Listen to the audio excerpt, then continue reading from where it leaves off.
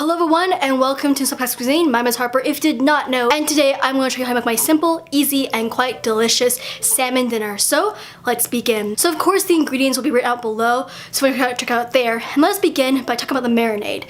Now I like simply marinating my salmon. This is just a simple recipe, so of course it'll have a simple marinade. Now first things first is to mince your garlic, and then after that put the salmon, the garlic, juice from one whole lemon, a little bit of oregano, a little bit of salt and pepper, and that is all. Also some cayenne if you want, and after that just, mix it around, you could say, in the plastic bag. More or less you want all the marinade to coat the whole salmon, and then after that put it in the refrigerator and let it sit and marinate for at least half an hour, and then at most like overnight or whatever. And then when that is done, let us actually make the dinner. So first things first, after that, preheat your oven to 450 degrees Fahrenheit, and then while that is preheating, start thinly slicing up your potatoes. Now you can use a knife if you are really good at slicing potatoes thinly, which I don't think a lot of people are. So you can also use a grater on the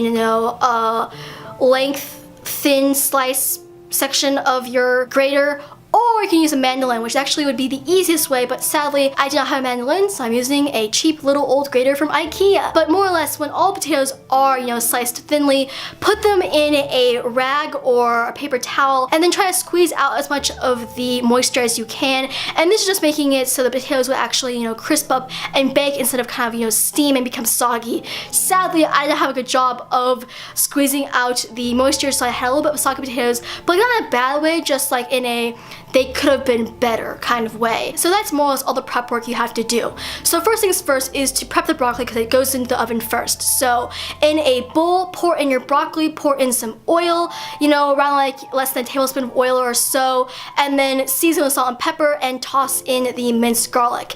Mix it all around, take out a baking sheet, oil the baking sheet lightly, and then pour on the broccoli, spread it around thinly, and then throw it in the oven for 20 minutes. Now actually mine only took 12 because they were pretty small, so more or less just watch them, and then after around 10 minutes or so, mix them around. More or less make sure that the garlic is not burnt and the broccoli is not overcooked. That's the real thing to work about. Now when you're waiting, take out a bowl, it can actually be the same bowl you used before, pour in the potatoes, pour in some more oil, around like 2 tablespoons or so of oil, season with some good old Italian seasoning, some salt and pepper, and even some garlic salt if you want. Really the whole dish is kind of based off of seasoning with garlic, so if you don't really like garlic that much, don't do this, but more or less toss everything around and then take a cast iron dish or like a skillet or pan or whatever, and then pour in some oil, spread it around lightly, and then pour in your potatoes and then spread that on so it's more or less an even layer of potatoes. After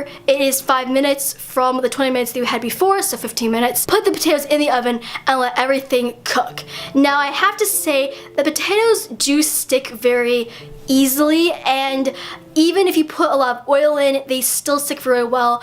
I myself really like being able to, get all the great little crispy, crackly parts of the potato that happen when they stick to the pan, but it is kind of a hassle to, scrape off the pan with all potatoes. So honestly, if you don't like that, flip every, you could say, 5 to 6 minutes or so, and it should be better, but I myself like to have the crispy bits, so I don't do that. When the potatoes are in the oven, start preheating your skillet, and when the griddle is more or less steaming a little bit, place on some olive oil, evenly spread it around, and then place on your salmon, and then wait around 7 minutes. After that, flip and then turn down the heat because you realize that your salmon is kind of burnt, even though it tastes really good when it's like that, but you don't want to actually burn it, and then cook it for another 6 to 5 minutes.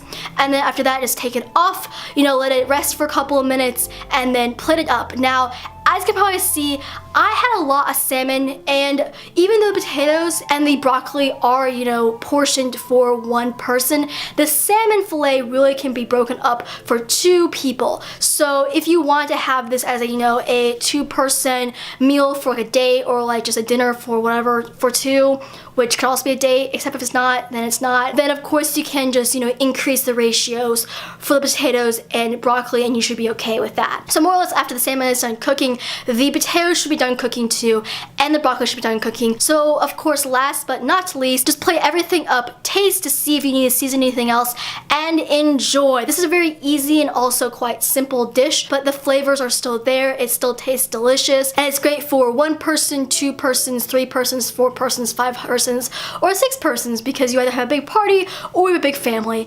And that is really all for today. So of course, if you like this video, click on like. If you want to see more from moi, just subscribe. I hope you have an amazing day. I will see you next time. And as usual, goodbye.